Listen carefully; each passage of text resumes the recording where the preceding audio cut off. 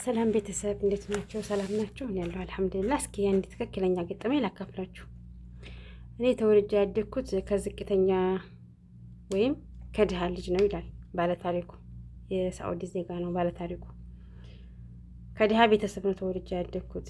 እንደ ማንኛውም ልጅ እንደ ማንኛውም ወጣት ተምሬ ከተመረኩ በኋላ ስራ መፈላለግ ጀመርኩ። ስራው ለቶሎ ስላልተገኘና እኔ የምፈልገው ስራ ስለማይገኝ ብዬ አባቴ ሟች ስለሆነ እናቴን ማስተዳድረው ወይም ቤተሰቦችን ማስተዳድረው እኔ ነኝ። የሆነ ስራ አገኘሁኝና ወደ ካቸሪ ወይም ደግሞ ሱፐር ማርኬት የካቸሪ ስራ ገባሁኝ።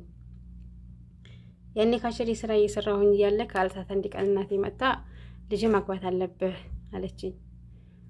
እኔም እናቴ በዚህ ደሞዝ ነው የማገባው? አዎ ታገባለህ። እና እኔን እሺ ብላ የምትቀበል ልጅ አለች? እና አለች ታገባለህ አለችኝ። ከዛ ማነች አልኳት። የእህቴ ልጅ ወይም ያክስቴ ልጅ አለችኝ። ስለ ልጅቷ ሲያወሩ ስለምሰማ ቆንጆ እንደሆነ ተረድቻለሁኝና አውቃለሁኝ። እሺ ብዬ አንቺ እንዳልሽ እናቴ ብዬ እናቴን ነገርኳት። ከዛም እህቷን አናገረችና ቀጠሮ ያዙ። ሸፈት ሸርዕያ ወይም ደግሞ የሚተያዩበትን ቀን ቆረጡ። ያ ቀን ደረሰ። ሄድ ልጅቷን አየኋት። በጣም ቆንጆ ናት። በአንድ ጊዜ ወደድኳት። ሳያትም ደስ አለኝ፣ ደስተኛ ሆንኩኝ። ነገር ግን እሷ ፊቷ ላይ የሚነበብባት ደስ የሚል ድባብ አልነበረው። ቤተሰብ እንዲያስገድዳት ያስታውቃል ድባቡ። ከዛ በአጭር ጊዜ ውስጥ ሚልካውን ወይም ደግሞ ኒካ ማሰር አለብን ብለው አሉ። ኒካውንም ለማሰር ወዲያው ተስማሙ። እዚህ ጋር ግን ልጅቷ ትንሽዬ መሀሯን በዛ አድርጋ ተናገረች። ያው መቼም ድሃ ነው መክፈል አይችልም ብላ ነው ብዬ እሺ ብዬ ተቀበልኳት። ያንን የመሀር ብር ከባንክ ተበደርኩ። የ2 ዓመት ለቤት ኪራይ ከፈልኩ። የሷንም መሀር ተበድሬ ከፈልኩ ከባንክ። ኒካውም ታሰረ። እሷ ጋርም ወሬ ጀማመር። እሷ ግን ፈቃደኛ እንዳላደለችና በቤተሰብ ተገዳ እንደሆነ ትነግረኛለች ደጋግማ። አይ ችግር የለውም ውዴታ ወይም ደግሞ ፍቅር ከተጋባን በኋላ ይመጣል ብዬ አልኳት። ያን ካለታት አንድ ቀን ስራ ቦታ እረፍት ነበርኩኝ። እቤት አርፍጄ ከሰዓት ወደ ስራ ቦታ ሄጄ ሽር ላይ ነበርኩ። ሞል ስለነበረ ምሰራው ሽር እያልኩኝ እያለ የሆነች ልጅ መጣች። ማላቃት ልጅ መጣ፣ ሰላም አለችኝ። ሰላምታዬንም መለስኩላት። ከዛ መታቀፈችኝ። እኔም በጣም ድንግጬ ብጭቅ አርጌ ወረወርኳት። ተወረወርኳት በኋላ ብን ብላ ጠፋች። እኔም ደንግጬ ግራ ቀኝን አይቼ ውልቅ ብዬ ከዛ ከሞላ ወጣሁ። ቤቴ ሄጄ በተፈጠረው ነገር እያሰብኩኝና ግራ ተጋብቼ ቁጭ ብያለሁ ቤት። ከዛም በዋትስአፕ በሜሴጅ ገባ። ስልኬን ብድግ አድርጌ ሳየው ከጮኛዬ ወይም ከሚስቴ ነው። ሳየው ማመን አቃተኝ። የተለቀቀልኝ ቪዲዮ ያቺ ልጅ መታ ስታቅፈኝ ነበረ። እዚህ ጋር ገባኝ።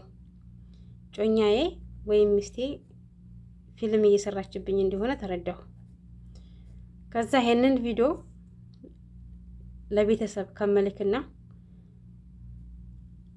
አንተ ከምትፈታኝ ከሁለት አንዱ ምረጥ አለችኝ።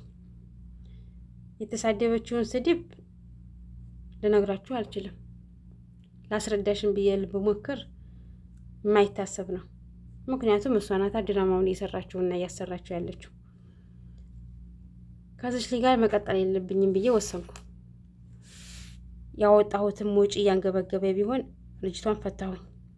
ቤተሰቦቼ በጣም ተናደዱብኝ። የሷን ቤተሰቦች የኔን ቤተሰቦች በጣም ተናደዱ።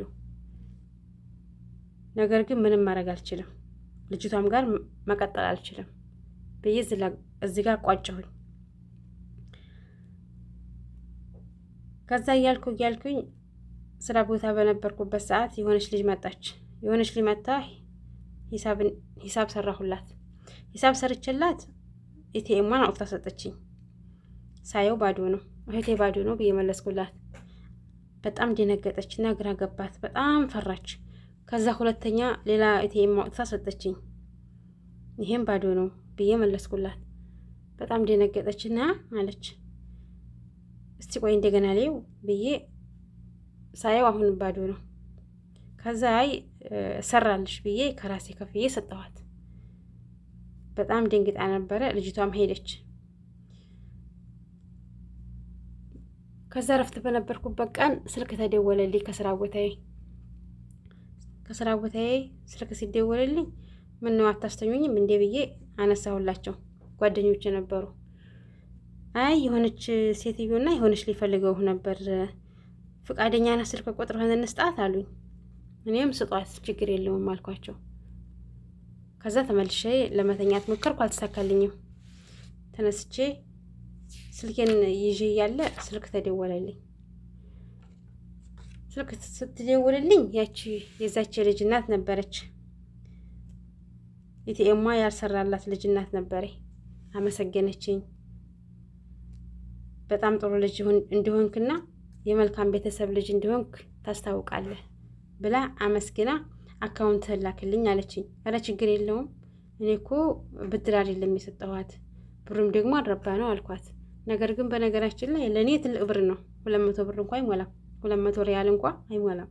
ነገር ግን ለእኔ ትልቅ ብር ነበረ። ብዙ ሀጃዎችን ይፈጽምልኛል።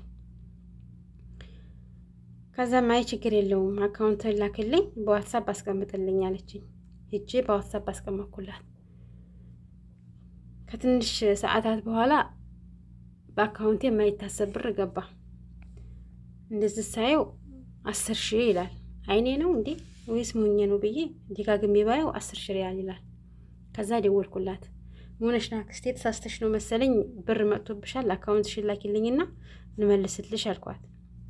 አይ ተሳስቼ አይደለም አንተ የሚገባህ ልጅ ስለሆንክ ነው ብላ አለችኝ። ይቀጥላል።